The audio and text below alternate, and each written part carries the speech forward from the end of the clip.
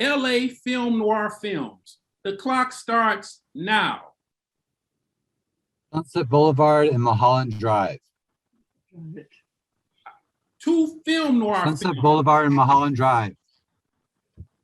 Mulholland's a neo-noir. Two film noir. Mildred Pierce. Okay. I don't know that movie, but I'm going to look it up. And if it's LA neo-noir, you just won John Crawford.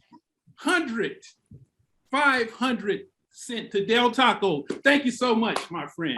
We're going to move on to the next question that I have, that you don't have to be a LA neo-noir fan or a film noir fan to answer this. You just have to be proficient in your craft. Now, the question is, what do you tell an aspiring neo-noir great one like yourself, who's just starting out, how they should write a great neo-noir product? Now, to answer this question, you have to think of a number between 1 and 22. I'm going to go, how the heck is that going to work? Okay, let's ask Ralph. Let me just ask Ralph Gamble. What do you think of it, Ralph? I believe that this goes for any genre, really. The idea is that you really go deep into your character development and you aren't afraid to tell an interesting story, no matter how crazy or loopy or whatever it may seem to others. As long as it's impactful to you, it's probably going to be impactful to other people. So great. Excellent. Thank you, Ralph. I'm not going to let Michelle Wright cheat on your answer, so I'm going to give her an entirely different question. Michelle Wright, here's my question for you. Is there an obligation by artists, by filmmakers, but let's just stick with neo-noir people. Is there an obligation to add something of consequence to the times? Should you speak about politics? Should you speak about culture? Should you speak about race? Should you speak about things of interest that will help to save humanity? Or is it just to make a damn good film? There's no right or wrong answer, Michelle. I just want to get your take on it. I believe it should be both. You want to have the best film that you can make, but helping to bring the dark to light is incorporating some of those other things that's relevant to today's time. So I think you can achieve both. And that is what 54 Years Late did. Thank you. Wow. 54 years on time, I would say. We're moving on right now to Ralph to get some answers from him. He just looks like an answer to me for some reason. Ralph, tell me, what is there in film? Do you strive to have somewhere in there a moral to the story or a moral conscience of any of your characters? Or should every neo-noir character have a cutthroat, dirty edge to them that is just despicable and no redeemable qualities? Do you have any responsibility either way, or should you just talk to me a little bit about that, Ralph? I can't hear you, Ralph. Hey. Society. Okay, I can hear you. Go ahead. Yeah. Society does a good enough job of making things dark on a day-to-day basis and exposing the darkness of the human experience when we misbehave in the treatment of others is true. It's a mitzvah in the Jewish faith. It's a good deed.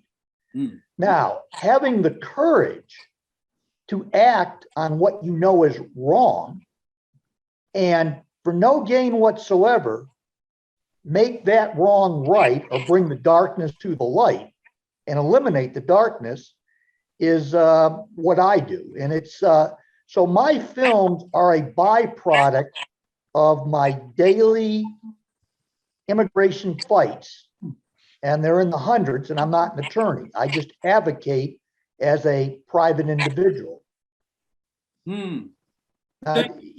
Is that a deep subject? Well, in the context of things it may not seem to, but if you're saving that one starfish, to that one starfish, you're everything. Amen to that, Ralph. In my other life, I was a starfish, but I couldn't speak about it because we didn't have any mouths to my knowledge. We're moving on now to Jeremiah Grandin. Jeremiah, this is a complex question for you. Get ready to turn that mic on because I'm coming to you right now. You appear to be a man, and that's neither here nor there. That's not an insult or a compliment. I'm just stating that. What do you think about men writing women's roles in their neo-noir films, and can they be authentic? Speak to me about that, Jeremiah. Oh, I think so. I think it's essential. I think that both men and women need to be able to write about men and women.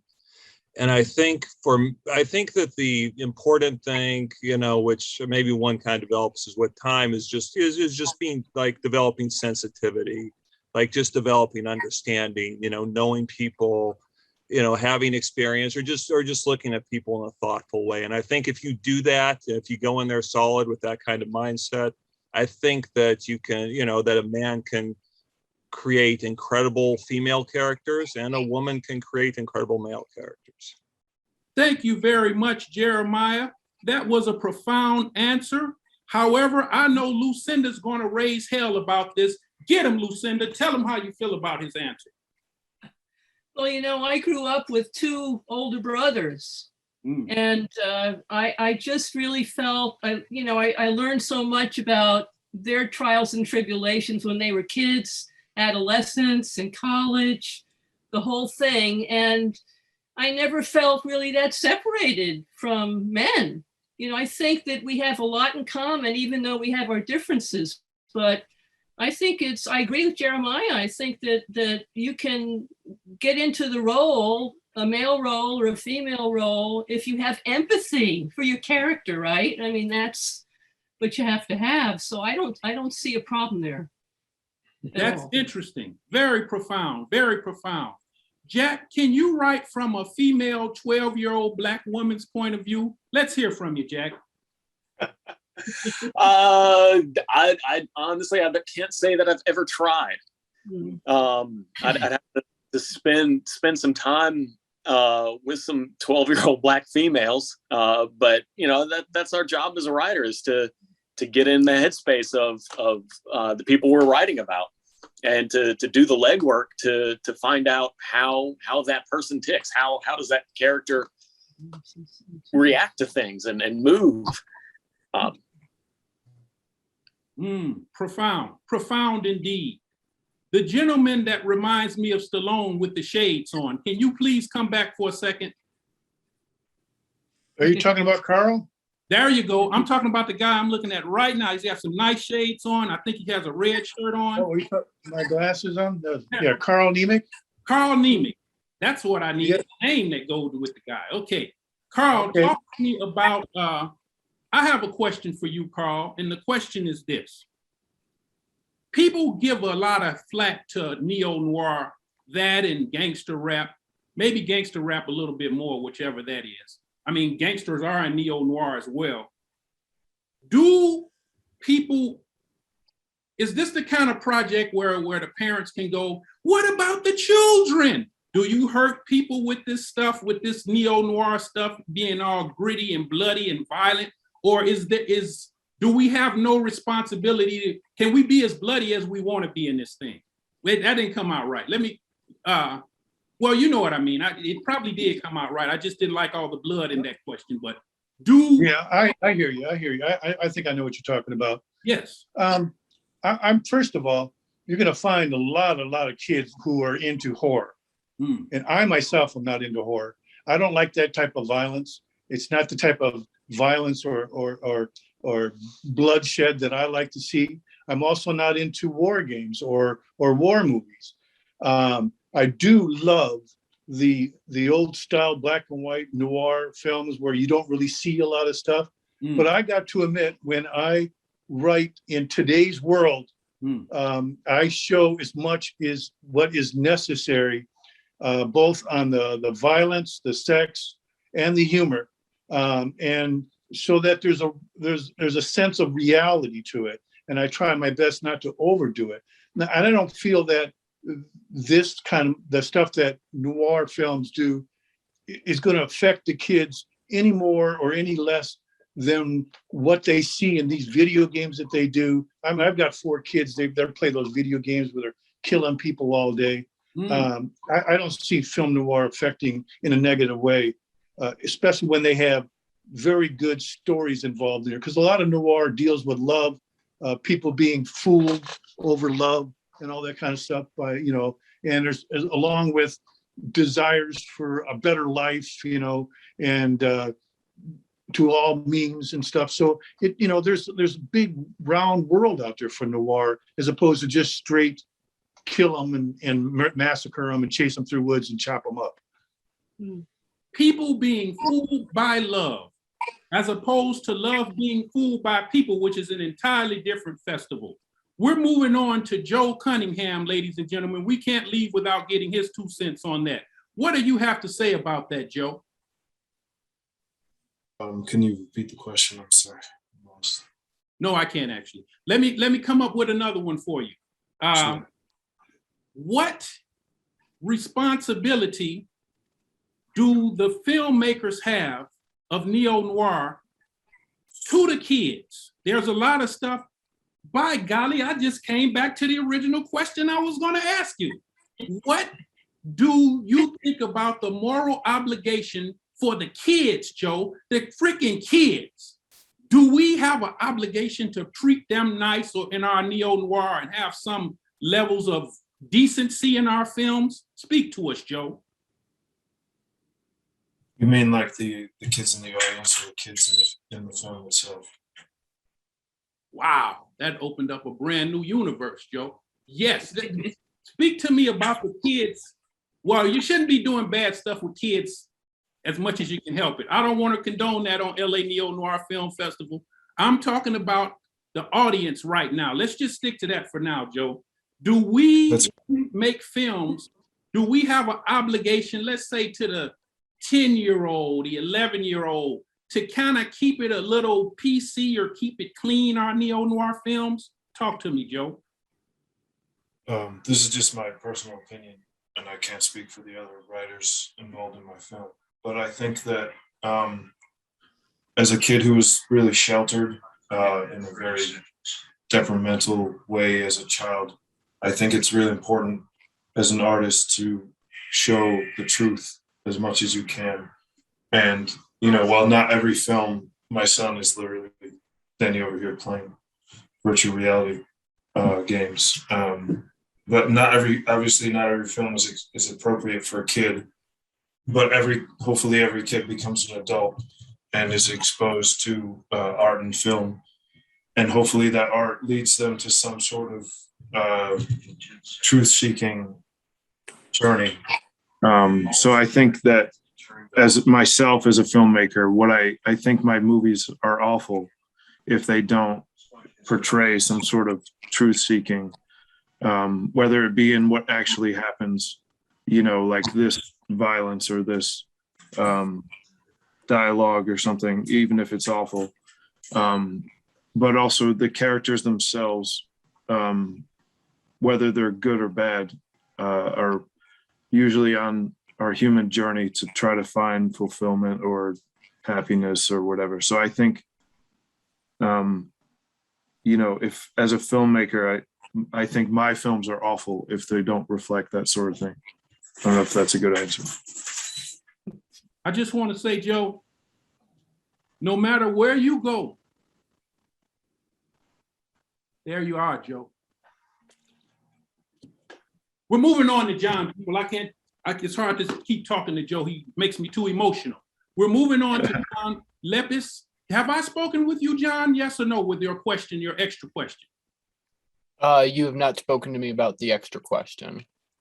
Well, let me just give you the basic question. We'll save the extra question for another guy. Let me ask you this, John. This is so profound, I'm trying to word it. It's hard coming out of my mouth from my brain because it's so much stuff. Take your time. There. What's your film about, once again? Okay, first, all right. My film is about a guy named Jimmy and his pals. Like, they are in debt to a mob boss who beats the shit out of Jimmy and basically says, if you don't pay your dues, like $30,000, it's going to be bad. And basically, Jimmy and his pals have to rob a bank. They rob the bank. The problem is the chase gets so bad and over the top that they get cornered, and 3 of his pals get killed because they got into an accident. And then Jimmy is cornered and arrested. Which brings me to my question I had for you, John. The quarantine. We're all locked up pretty much in the house with masks on and things of that nature. What's the big deal about these gangster stories and this neo-noir stuff? Why even bother, man? People can't breathe. People are coughing on each other. People are locked in the house having bad breath in their mask. It's a lot of violent stuff happening with these masks. Talk to us, John, about what's the big freaking deal about this neo-noir? Who cares? Why even make a neo-noir film? Okay, so even though, yes, stuff like the coronavirus, it's something we should totally take serious. Like, let's not even pretend it doesn't exist, because it does exist. However, humans are naturally evil, I believe. And I think it is, and flawed as well, which is why my character, Jimmy, and his pals, they make a lot of stupid mistakes, and they make even more foolish choices in the robbery. And it's about, and in my story, I try to like say, you know, you made a stupid choice, and you can't make even stupider choices to fix a really stupid choice you already made, in a sense, because the consequences can be very, very bad. Hence why Jimmy loses his pals and he goes to jail. And I think it's important that we have to show the flaw that we are as humans, and also the evil we kind of have, because the mob boss beats him up for making a mistake, even though the mob boss is probably flawed himself. We don't see it, of course, in the script because it's not about him, obviously. It's about Jimmy and his pals doing a robbery. But the thing I love about film is when they reveal the flaw of a character and how they overcome it, because it reveals what their motivations and intentions, or what they would really do, rather than what they say. Because actions speak louder than words. Touche. Let me get this right. If you make a stupid decision, you can't make a stupider decision. Say that again. I feel stupid now. Talk to me. Say that again. No, I'm sorry. So what in the film, in the story that I wrote for the screenplay, Jimmy, like, it was his friend Larry that gambled all away the money that they were supposed to pay to the mob boss. So in order to fix that stupid mistake, they had to make a stupid decision, basically, which is robbing a bank, because that is dangerous and it can get pretty over the top, maybe. It can get stupid. Okay. Yeah. Because then they go to jail later. Profound indeed. James Leon Butler, boy, Mr. James? This is James Leon. Big James. All right, we're gonna go. Have I spoken with you with your extra question? Other than answering the trivia one, no. Okay. I think I should ask you one. We're not going to say it's biased because you won money. We're gonna ask you some questions. Okay. James, when you think about neo-noir, is LA neo-noir special or better in your mind, or does it speak more to you? Is there a certain genre of neo-noir that you like? And if so, what is that area of neo-noir that you prefer? I guess I like neo-noir because of the underbellies that we get to explore. Like, everything on the surface is how it's supposed to be, but upon digging deeper, we find out that there's something more sinister going on. So that's what attracts me. I'm not limited to just LA in particular. I love New York, or even unconventional locations like Southeast Asia, like Bang and the Monkey takes place. It's like he's one of the few white men around, but yet he hangs out at this bar with an Australian and Hindu and a Dutchman, but yet he's in Southeast Asia, so there's Mandunese people. So it's a completely different type of neo-noir. And yeah, I'm not limited to any geographical location when it comes to dark underbellies of stories and eclectic characters. Indeed, indeed. Alexandra, did I ask you a question already? No. I'm All right. waiting. As you just heard, Alexandra, James just crapped all over LA and he went to Australia and had a good time or something to that effect. Do you feel I that? love LA. I live here. I'm just playing with you, James. It's going to be a little comedy, supposed comedy in this interview. But let me ask you something, Alexandra. Is there a space? I have a lot of people submitting projects to me from Egypt and Israel and different other places. It clearly says LA neo-noir on the top. Perhaps they were intrigued by the neo-noir aspect of it. Is it possible to tell a good neo-noir story in other parts of the world? Or is there something special about LA or special about America that gives the neo-noir extra oomph, would you say? Talk to us about that, Alexandra. I think that the stories you can use anywhere, the new noir. If you have a good script and you need to use the new noir style, you can use in any place. LA, it's very famous because you have very good movies and you have a history that came from France, Truffaut and other filmmakers. But the new noir in LA is very important for you, inspire all the world to make good movies, even in neo noir. Any country have his special kind to make movie. Brazil, I'm in Brazil, and Brazil have the Brazilian movie that it's a type of movie. And but I prefer to use the neo noir because I think that neo noir you can tell some stories better than others kind of stories. So I think that you can use the neo noir around the world to make very good movies in neo noir style. All right. Kurt Choate, are you there, Kurt? I am. All right. Have I asked you a question, Kurt? You have not. You have not. I would like to respond to a couple that you have asked, though, if you have time at the end. Well, by all means, Kurt, do it right now. Oh, well, okay. So my real job, I'm a psychologist. So I actually speak with people, and I hear a lot of the way people speak and the way people talk. What they say is not necessarily what they really desire right underneath the surface. So usually what people are saying are not what their intentions really are.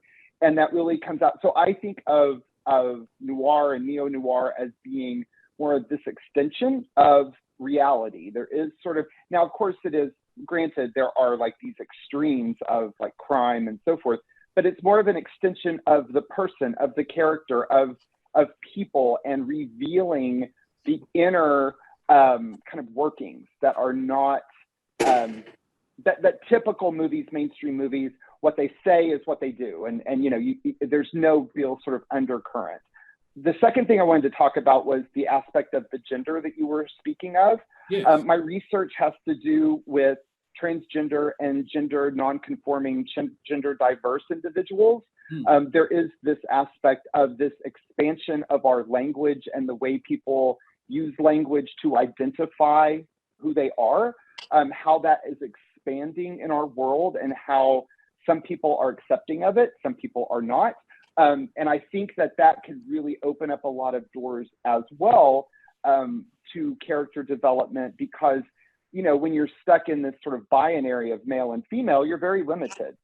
When you start expanding it out and getting rid of these sort of traditional gender roles that are out there, you really open a lot of doors for very non-traditional characters to be the hero. And people who identify in this way there's not a lot of representation of them up on the screen and in media.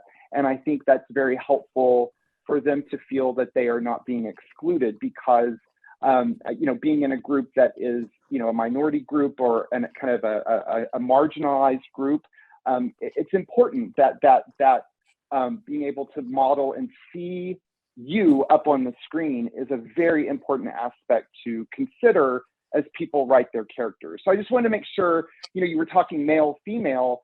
I think there's more. There's actually what I call and what other researchers call sort of this gender orchard out there. And you kind of can pick and choose the various aspects of gender for your character. So I think it just, you know, with what I do with my job, it really helps me develop kind of unique characters, I think. Hey, Kirk, just piggybacking off of your response that you just made, how do you get an authentic representation of people of different, I'll say, pronouns? Do you need to go to a person that is of that ilk to get the most profound interpretation of it? Or do you think that you, Kirk, can write it if you're not of that ilk? I always, and I tell this to my students as well, I tell them to go and experience as much life as you can, because that makes you a better helper. And in my case too, experiencing and being around people who identify differently than I do, it gives me a lot of insight into who they are. So I would suggest that people do not try to do it on their own.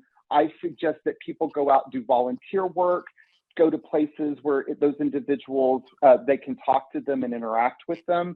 I think it's very, very important because you want to have, because there's so few representations, especially of people who are, you know, gender non-binary, for example, up on screen, that if you start making assumptions about who they are, there's not these other more realistic depictions of them in other media. So you really need to be very careful here at the beginning, trying to bring those characters to life, to make sure that you talk to people, you have an idea, because everybody is an individual. And that's the first thing to always consider. Everybody has different backgrounds, different experiences, different you know, environments that they've lived. And you have to make sure that you respect that. And that when you do bring those characters forward, that you respect that essence. You may not have to get everything right, but the essence, the foundation of who individuals are needs to be there.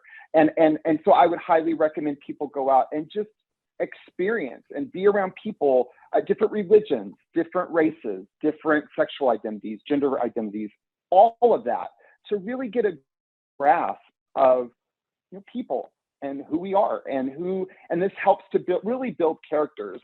A lot of my characters are amalgamations of various people that I've seen, both in my students and my work and that I've kind of picked and chose, you know, to put in my characters. And it's just has given me a great resource to pull from in terms of characteristics that make people unique. Thank you very much, Kurt. Yeah. Is Michelle Wright still on the line? I am here. Great. Hold on, Michelle. I need you to wait 1 second. We're going to come back to you in a brief second here. Has anyone, has Matranzani spoken yet with an answer? No? No? That's an outrage, and we need to do something about that, Matranzani. What do you think, Matranzani? Well, I have a question. This is what are you from New York, Matranzani? No, Chicago area. Okay, good enough. What's with these New York people, Matranzani? Why are they always saying they got the best neo-noir and they got the best pizza and they got the best hot dogs and all this other crap? What is it about New York? What makes LA better than New York? Do you have any interest in talking about neo-noir for New York and LA and which one is the best? Tell us about that. Well, I'm from neither city, so I don't have a dog in that fight. I'm from the what do we call the second city? So Chicago has an inferiority complex. But I've spent time in LA and I've spent time in New York, and that's generally the go-to for not just noir, but like everywhere in terms of like where to set a place. Even if you're filming somewhere else, it's generally a New York or LA based film if it's in the metropolitan area. But yeah, I mean, I see what you're saying about neo-noir being very specific to Los Angeles, but going off of what other people said, it can take place anywhere. And